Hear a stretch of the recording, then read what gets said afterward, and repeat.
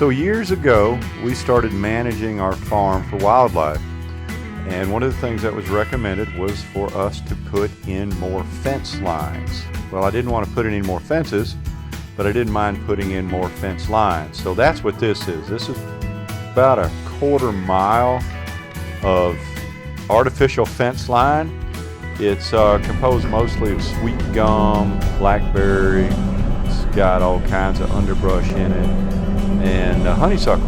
And the idea being that when it's young, it's a great place for wild turkeys and rabbits and other creatures to nest in. But once it gets a certain age, it actually starts to thin out. The understory does, and it's time to cut it back and let it regrow.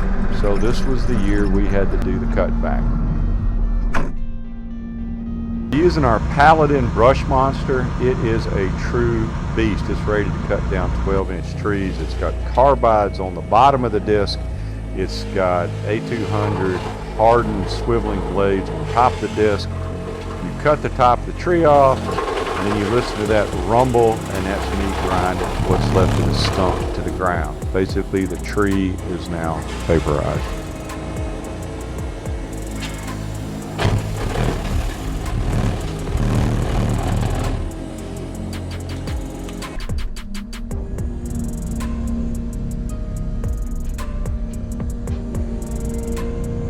So the trick is you try to cut it on the left side of the cutter. You reach up into the tree, you hit the tree trunk, and it sucks the tree into the cutters and just eats it like Vegemite. Then you just go down and take out the remaining stump.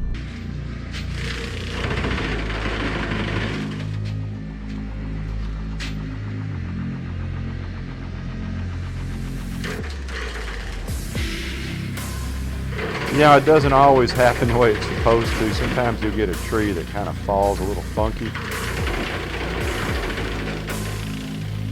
Problem is, when it falls off to the side like that, you have to go back and clean up the stem anyway. It's kind of a pain. It's much better just to come straight up on them and suck them in to the Vegemite like that, and then just take the head and push it down, and everything that was there is not there anymore. Hey y'all, I would really appreciate it if you hit the subscribe button. I don't get paid doobly squat on these things. I don't get paid enough money on these videos to even fill up a fuel tank on this machine. But I enjoy making the videos, and I enjoy showing you what we all do here. So if you don't mind, hit the subscribe and the like. I appreciate it.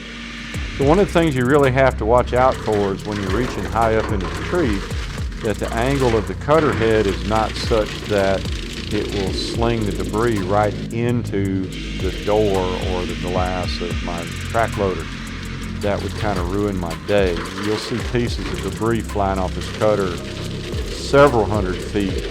It's amazing how much stuff gets thrown, and the last thing I want to do is have that get thrown back into me. Here I'm trying to save these little cedar trees, so I'm having to kind of go around them and get this big old sweet gum out of the way. I like cedars, and deer like rubbing on them, so I try to save as many as I could. Field goal. This is why you do not stand in front or near a brush cutter. Big advantages of a machine like this is that it's grinding all the vegetation into mulch. So there's very little, relatively speaking, very little debris left. It's not like it just scattered everywhere like you cut them down with a chainsaw or an excavator. This pretty much chews them up. Every now and then, though, you do have one that wants to be a little bit grumpy and want to come back and visit you. It's kind of aggravating. You cut down a few hundred trees and you have one that just is a total pain.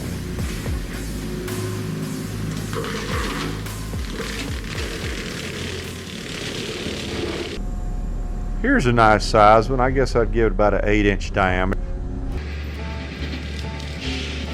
So it might interest you to know that about this time last year, I was using my push hog on these trees. And although there's some small ones, there's some big ones, and I ended up bending 2 of my bush hog blades. These things are a 1/2 inch thick, 4 inches wide, and I bent the living crap out of them. So it was time for a different machine. That's where the old Brushmonster came in. So here's another view. Cut the stem off about halfway up, third up, and get it out of the way, and then just start dropping the head and letting the carbides on the bottom of the disc just grind the stump till it chips. Used to be a tree, now there's not a tree. Did I mention this is kind of fun too? I mean, seriously, that's some pretty tall little old sticks we're cutting up right here, and I'm in the air-conditioned cab with the radio going. This beats the heck out of using a chainsaw.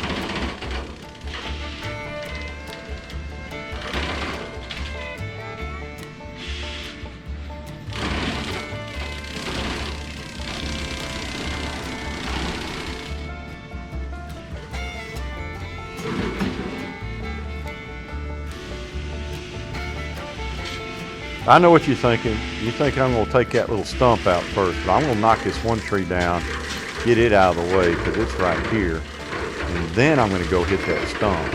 And I think the thing that you'll notice when I walk into that stump with this mower is just exactly how little effort it took for that stump to get disappeared.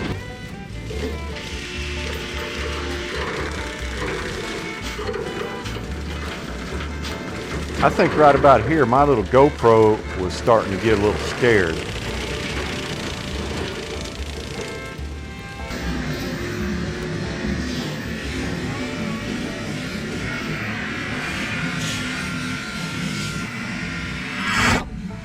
In these videos, it looks like these blades are hardly even turning, but trust me, those things are a blur. It's just got something to do with the aliasing of the camera. So I was able to eat through this tree line pretty quick. It didn't take too long. The cool thing is that there's not a whole lot left, and what is left is just mostly just mulch. And this time next year, all the brush and brambles and briars and stuff are going to sprout back through this, and I'll start having habitat for my wildlife again. Hey, if y'all like watching these videos, please hit the subscribe button. I do appreciate it.